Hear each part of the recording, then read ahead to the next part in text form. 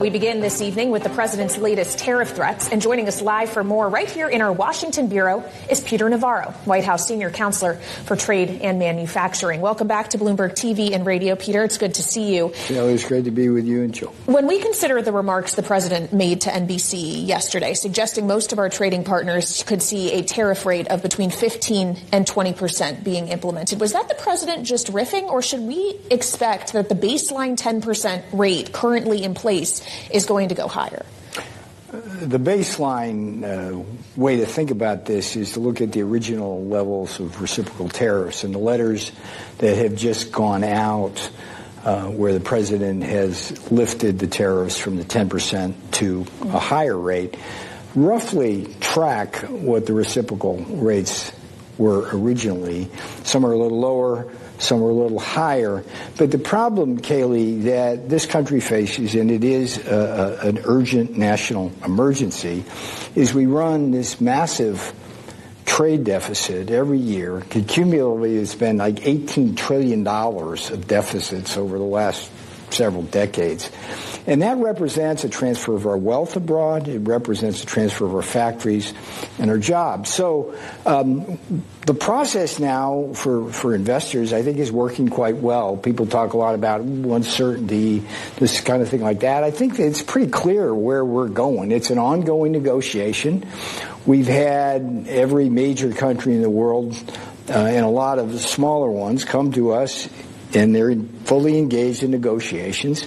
We're getting to a place, but what we're learning is that the more a country takes advantage of us, the less willing they are to give up the good thing they got going. So that's the tension. But the president is not going to tolerate that. So that's where we're at. I would say that for the American people, these tariffs are a great boon. I brought a chart here. It shows that we've already collected like $100 billion of tariffs. A record for a single fiscal year. Yeah, and one of the things that really bothers me is that we're up to $18 billion now or so with China alone on the fentanyl tariffs. And so they're willing to give us $18 billion in tariffs, and they still won't do what they promised back in 2019 directly from the president of China, which is to stop killing Americans. So the tariffs are working, and they were these kind of revenues that we're getting is a very important part of the big, beautiful bill in terms of financing that as well. So we've got an external revenue service that's going to augment the internal revenue service.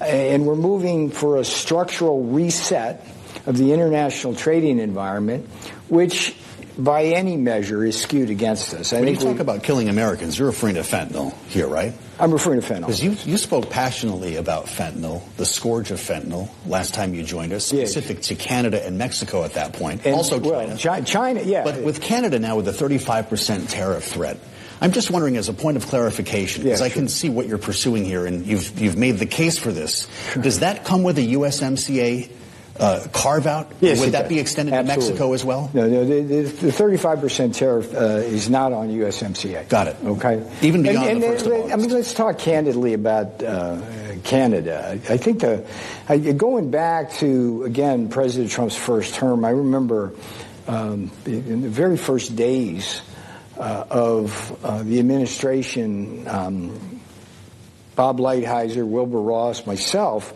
were negotiating directly with the Canadians, many of whom are still in charge of their trade policy. And we were negotiating with both the Mexicans and the Canadians, and the Mexicans were a pure joy to deal with. You know, they were tough negotiators, but they were reasonable, fair negotiators.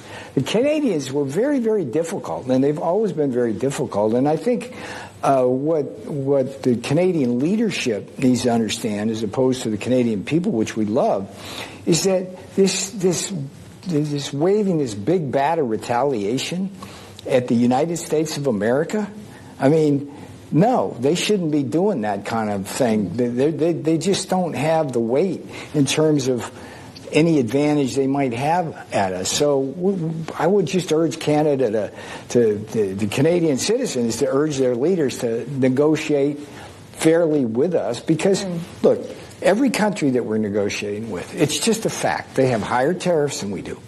They have bigger non-tariff barriers. And we run these massive trade deficits with many of them. How does that happen if trade's fair? It doesn't. So that's all.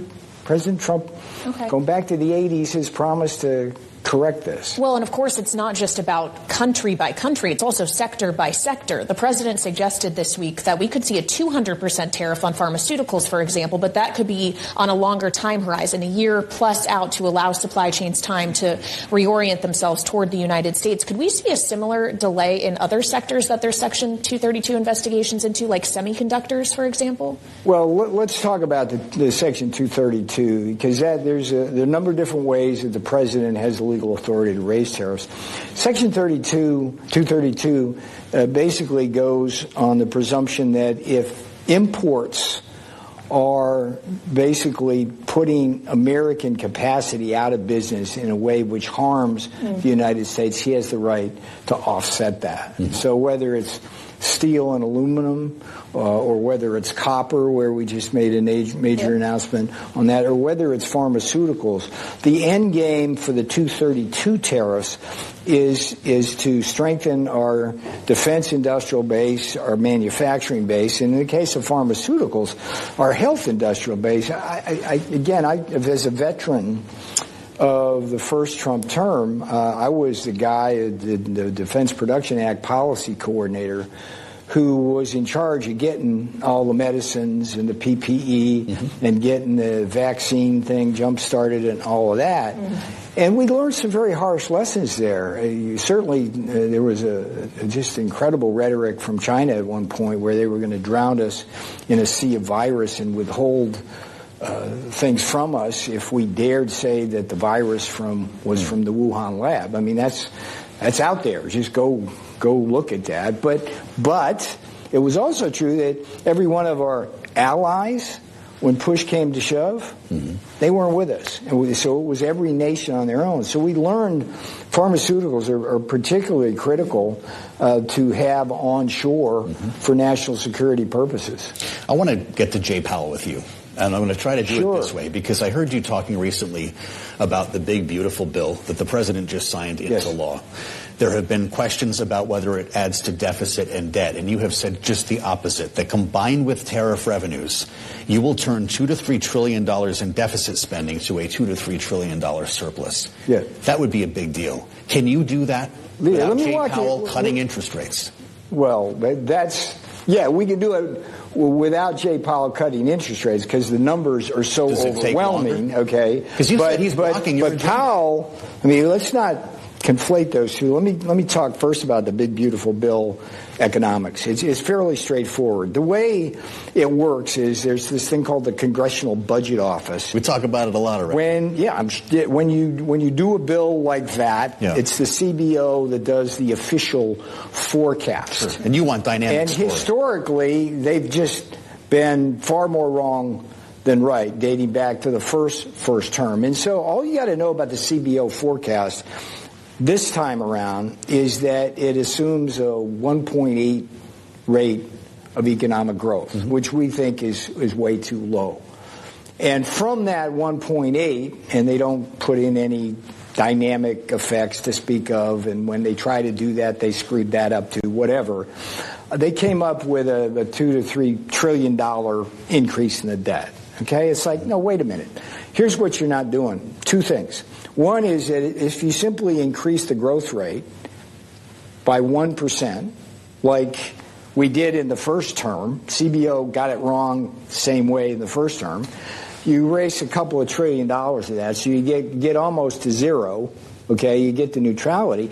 They didn't count the tariff revenues, and that's a trillion or more. Because they're coming from the executive branch, not from Congress. They can't technically. Oh, but they should have counted it because it counts towards the debt. I mean, look at it. $100 billion in, I don't know, the first 6 months. We're gonna have a situation where if you simply do the numbers right for the big beautiful bill, it's a significant reduction in the debt, and what that'll do. If you want to segue to Jay Powell, what that'll do is it'll actually lower yields in interest rates because we'll have to finance less. Now, with respect to Powell, I think there's a strong argument that can be made that he's at least 50 basis points above where he should be, and we should be in a place where we should be 50 basis points lower now, moving towards even lower. And let's just deconstruct what 50 basis points too high means. That's about a quarter to a half point of GDP growth reduction. And that, in turn, means about 500,000 to 750,000 fewer jobs that we'll create because of Jay Powell. It's a couple of $100 billion in lost output, and there's billions lost in tax revenues.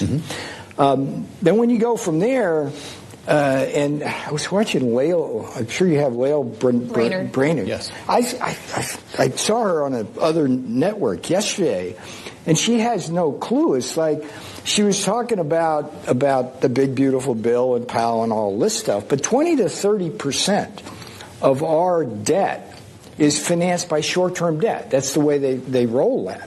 So if you look at a half point more on the short-term debt, that's a couple $100 billion that you build into the debt over 10 years. That's real money. Mortgage rates, average family, $400,000 30-year mortgage, that's over $1,000 a year. And then we got this last point, $1 trillion of revolving credit card debt. That's about $5 billion more that consumers pay. So this idea of what's wrong with waiting? Well, I'll tell you what's wrong with waiting, all those costs, and what's wrong with lowering them now, and if you get it wrong and inflation heats up, just put it in reverse. We used to do that. Fed policy used to be uncertain by design to keep the bond market and everybody else with discipline. We've got this like weird concept now where we got to telegraph a year in advance what that is. It doesn't work. But with the bond market, it's not so much the Fed funds rate. It's the bond market that dictates things like mortgage rates and overall borrowing costs. Is there a risk that public pressure on the Fed chairman when he does cut then creates a credibility problem for the Fed? The bond market no longer trusts the Fed, and you still run into these same problems with higher rates. I don't think there's any risk at all of that. I think the bond market, frankly, thinks Jerome Powell's a clown at this point because of what he did. And I can go over the three major mistakes he makes, but the bond market will do what the bond market does, seeing the data. And when you see 10-year yields going down significantly like they have been doing, that should tell Jerome Powell that the short-run rates should be coming down significantly. And that's not happening. And let me just, on the Powell thing, let's be clear. It's like this op-ed I had in The Hill basically looked at all the Fed chairmen we've had over the last, 40 years and ranked them. Who was good, who was bad. The worst. And there's an argument that he was the worst. And if you look at, like, Arthur Burns, 72, helps Nixon get reelected, sets off the stagflation. G. William Miller is in the middle of that mix, sits on his hands. He was the other lawyer in the mix besides Powell, totally unqualified. You went through Greenspan, Bernanke, fast forward to Greenspan not understanding how the .com was going to bring productivity and allow you to go forward without inflation. But Powell has made three major blunders. In first term, he raised rates too fast. He was like too early, Powell. And that's been documented by the Fed itself. He made a mistake. Then you point in the second term, this is what, and you folks were right here on this set. And I wonder why you might not have been asking about Jay Powell. Hey, Jay, are you going to say anything about all these bills they're passing contributing to inflation? Jay, why are you waiting to raise interest rates? His job is monetary policy, not fiscal policy. No. Actually, I'll give you my favorite Fed chair besides Paul Volcker, William McChesney Martin. Most famous quote in Fed history is, job of the Fed chair is to take the punch bowl away before the party gets too good, right? And what McChesney Martin did, which was so profound, when Lyndon Johnson was prosecuting the Vietnam War and refusing to trade off guns for butter, McChesney Martin started raising rates. And LBJ demarched him down to his ranch and tried to read him the Riot Act, and Martin said, no, you got to choose one or the other.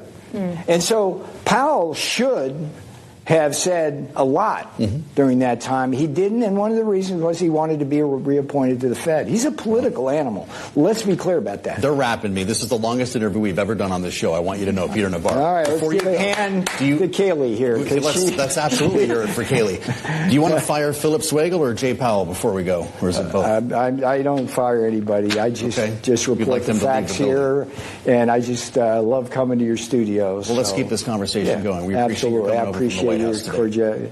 And we'll have another baby on the planet That's right. when I come back. It's a wonderful thing. Congratulations. Absolutely. White House Senior Counselor for Trade and Manufacturing, Peter Navarro, we thank you so much for being with us on Bloomberg.